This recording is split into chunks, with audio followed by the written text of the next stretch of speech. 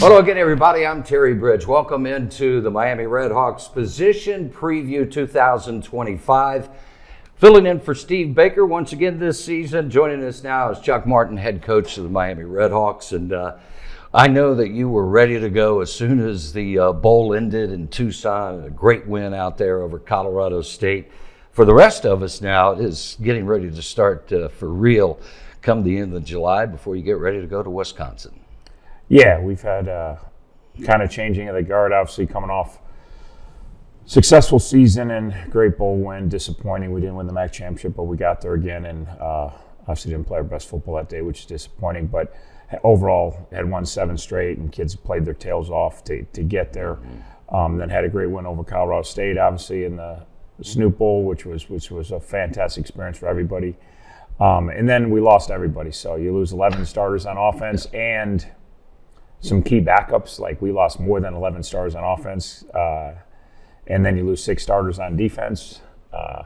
So it's kind of the Gabricks and the Salopeks, and they're no longer here. So, but we will preview. We don't really know exactly who's going to play yet, as just because like last year, kind of knew who was our guys and who I wasn't.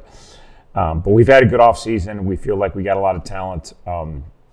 What kind of football do we play? Will we play together? Will we play the game the right way? I think if we do that, we're going to have enough talent to have a really good season. Talking about that talent, let's start with the quarterbacks. And Brett Gabbert had been here forever. Yes. We wish him the best, I believe. He's with the Miami Dolphins as a free agent. You go out and you get Daquan Finn in the portal. And, of course, Henry Hessen is there as a backup and has been. And then Thomas Gakowski, a freshman last year who I watched on the scout team. What an arm that kid has, and he can move his feet. But I'll let you talk about those guys. Yeah, it was a situation. We weren't necessarily for sure going to take a quarterback out of the portal. We pretty much said if there's a difference maker, let's try to get him. In just how things worked out, portal opens early December, and we really didn't hear from him until, 2 days before New Year's and right around New Year's. And it just worked out, and he took a visit, and he liked it, and we felt like he was a kid that can be a difference maker at that position. Obviously, 2023 MAC Player of the Year in our league. Obviously, we defended him twice in 2024 at our place.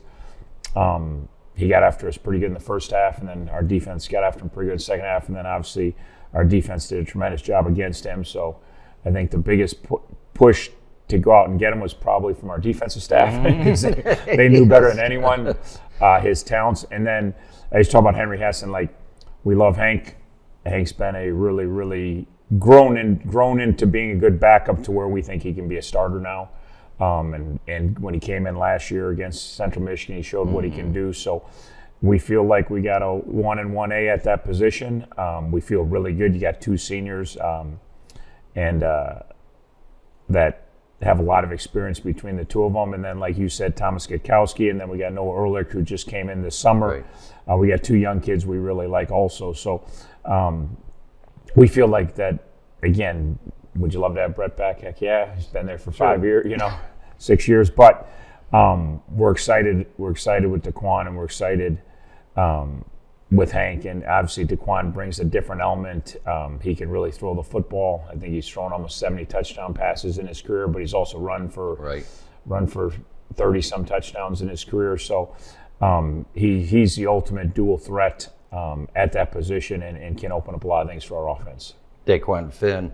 You had a relationship with him before he went to Toledo. You recruited him, you know him, and that kind of, I guess, just continued throughout the years, not on an everyday basis, but Daquan Finn and you at least knew each other from that recruiting out of high school. Yeah, we recruited him. Coach Kaler's no longer with us. Recruited him the hardest out of high school. I knew him a little bit out of high school. Certainly knew he'd won state titles at ML King High School, one of the top schools in Michigan.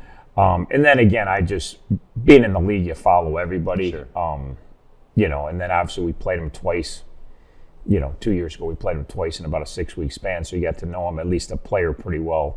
But hadn't had really any communication, and just, I say, my son said it the best, like he saw on Snapchat or whatever that Daquan Finn committed to Miami, and he's like, Dad, isn't that the kid that used to play at Toledo? And I'm like, yeah, son. He's like, didn't we just play him in the MAC championship game? I said, yes, we did, Max. And then he goes, this is going to be weird, Dad. And I said, Max, college football is already weird now. Yes, it is. The way things are going. So obviously just a unique situation, and we're excited to have him on board, and we're certainly excited about our quarterback room. That's a look at the quarterbacks. And, of course, Miami gets underway August 28th at Wisconsin. That'll be a 9 p.m. start. Steve Baker and I will have the pregame show coming your way at 8 p.m. When we visit you the next time on MiamiRedHawks.com, we'll take a look at the linebackers.